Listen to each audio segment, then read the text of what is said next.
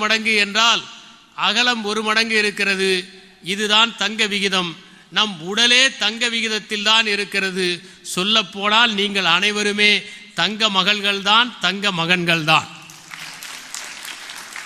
இந்த உலகமே ஒரு கணிதத்தின் கீழ் கட்டுப்பட்டு இருக்கிறது.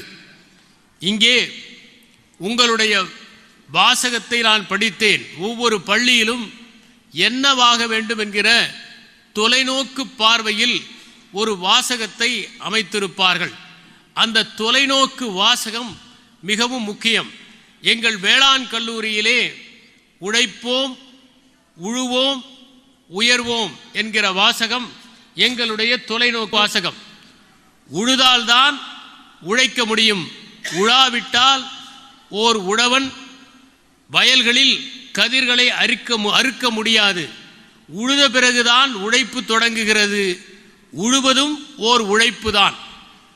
அவ்வாறு உழுவதால், உழைப்பதால் அந்த உழவன் மட்டும் உயர்வதில்லை, உலகமே உயர்கிறது. அதைத்தான் ஔவையார் வரப்புயர நீர் உயரும், நீர் உயர நெல் உயரும், நெல் உயர குடி உயரும், குடி உயர கோன் உயர்வான் என்று குறிப்பிட்டார். முக்கியமானது உங்களுடைய வாசகம். உங்களுடைய வாசகம் வாசி வளர் வழி நடத்து என்பதுதான். வாசிப்பது என்று சொன்னால் புத்தகங்களை வாசிப்பது மட்டுமல்ல, இயற்கையை வாசிப்பது, மனிதர்களை வாசிப்பது, நாம் அன்றாடம் காணும் அபூர்வமான மனிதர்களிடமிருந்து எதை கற்றுக்கொள்ளலாம் என்று வாசித்து மகிழ்வது, தொடர்ந்து நம்மை பண்படுத்திக் கொள்வது. ஒரு புத்தகத்தை படித்தால் கூட அந்த புத்தகத்திற்கும் நம் வாழ்க்கைக்கும் என்ன தொடர்பு, இந்த புத்தகத்தின்படி யார் வாழ்கிறார்கள் என்பதையெல்லாம் அசை போட்டு அறிந்து கொள்வதுதான் வாசிப்பதனுடைய நோக்கம். இங்கே ஒரு நூலகத்தை இன்று தொடங்கி வைக்கிற வாய்ப்பை நான் பெற்றேன். நூலகம் என்பது அறிவை வளர்க்கிற இடம் என்று மட்டும் அறியப்படுவது அல்ல. இன்னும் சொல்ல போனால், ஒரு புத்தகம் எழுதப்பட்டால் அந்த புத்தகம் வெறும் அறிவை மட்டும் அதன் தாள்களிலே இறக்கி வைக்கப்படுகிற பயிற்சி அல்ல, அதை எழுதியவருடைய அனுபவமும் அதிலே இருக்கிறது. ஒருவர் 60 ஆண்டுகள் வாழ்கிறார் என்றால் 60வது ஆண்டிலே ஒரு புத்தகத்தை எழுதினால் அவர் 60 ஆண்டுகள் வாசித்ததை, அறிந்ததை, அனுபவித்ததை, கண்டதை, கேட்டதை, வீழ்ந்ததை அந்த புத்தகத்திலே எழுதி வைக்கிறார்.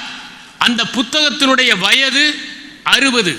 இன்று நான் ஒரு பேச்சை பேசுகிறேன் என்று சொன்னால் இந்த பேச்சுக்கு நான் தயாரித்தது எவ்வளவு நேரம் என்றால், நான் 56 ஆண்டுகள் வாழ்ந்திருக்கிறேன் என்றால் இந்த 56 ஆண்டுகளுமே இந்த பேச்சுக்காக நான் தயாரித்திருக்கிறேன் என்றுதான் பொருள்.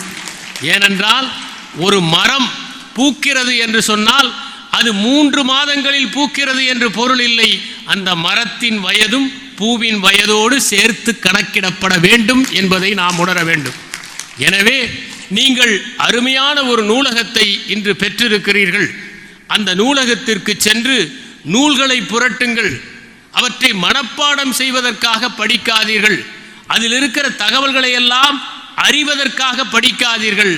மாறாக அதை எழுதினாரே அவர் எவ்வளவு முயன்று அதை எழுதியிருப்பார் என்பதை சிந்தித்து பாருங்கள். அந்த அனுபவத்தை நீங்கள் 5 நிமிடத்தில் பெற்றுவிடுகிறீர்கள்.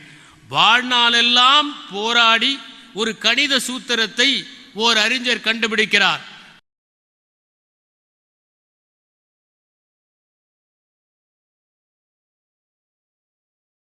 ஆனால் அதை நாம் 5 நிமிடங்களில் மனப்பாடம் செய்து தேர்விலே எழுதிவிடுகிறோம். ஆனால் அந்த 5 நிமிடம் மனப்பாடம் செய்வதற்கு நமக்கு கடினமாக இருக்கிறது.